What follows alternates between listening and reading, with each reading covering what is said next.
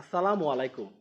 ভিডিওর শুরুতেই আমি সরকারি চাকরিতে প্রবেশের বয়সসীমা ৩৫ বছর করার যৌক্তিক দাবির সাথে একাত্মতা ঘোষণা করছি। আপনার কোনো সমস্যা না থাকলে আপনিও এই যৌক্তিক দাবির সাথে একাত্মতা ঘোষণা করতে পারেন।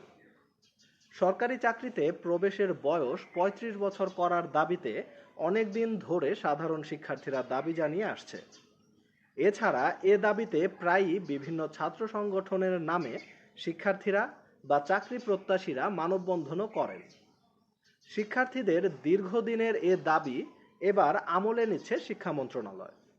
এ সংক্রান্ত একটি চিঠি জনপ্রশাসন মন্ত্রণালয়ে পাঠিয়েছে শিক্ষামন্ত্রী মুহিবুল হাসান চৌধুরী নওফেল। তবে শিক্ষা মন্ত্রণালয়ের জনসংযোগ কর্মকর্তা আবুল খায়ের বলেন, শিক্ষামন্ত্রী মুহিবুল হাসান চৌধুরী নওফেল সম্প্রতি এই চিঠি পাঠিয়েছেন, তবে এটা মন্ত্রণালয়ের কোনো সিদ্ধান্ত নয়।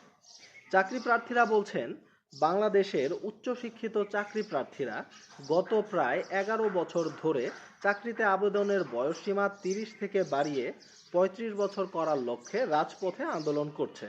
দীর্ঘ সময়ের এই আন্দোলনের ধারাবাহিকতায় ২০১৮ সালে বাংলাদেশ আওয়ামী লীগের নির্বাচনী ইশতেহারে সরকারি চাকরিতে প্রবেশের বয়সসীমা বাড়ানোর বিষয়ে মেধা ও দক্ষতা বিবেচনায় রেখে বাস্তবতার নিরিখে যুক্তিসঙ্গতভাবে ব্যবস্থা গ্রহণের কথা বলা হলেও সরকার এ বিষয়ে এখনও কোনো পদক্ষেপ নেয়নি। সরকারি চাকরিতে প্রবেশের বয়সসীমা ৩৫ করা উচিত নাকি উচিত নয় সেই তর্কে আমি যাচ্ছি না। তবে আমার একান্ত ব্যক্তিগত মতামত হচ্ছে, সরকারি চাকরিতে প্রবেশের বয়সসীমা ৩৫ করা হলে কোনো ক্ষতি নেই, বরং অনেক বেকার ভাইদের অনেক লাভ হবে। তাই আসুন আমরা সবাই মিলে আওয়াজ তুলি, ৩৫ চাই, দিতে হবে। দেখা হবে নতুন কোনো ভিডিওতে। আল্লাহ হাফেজ।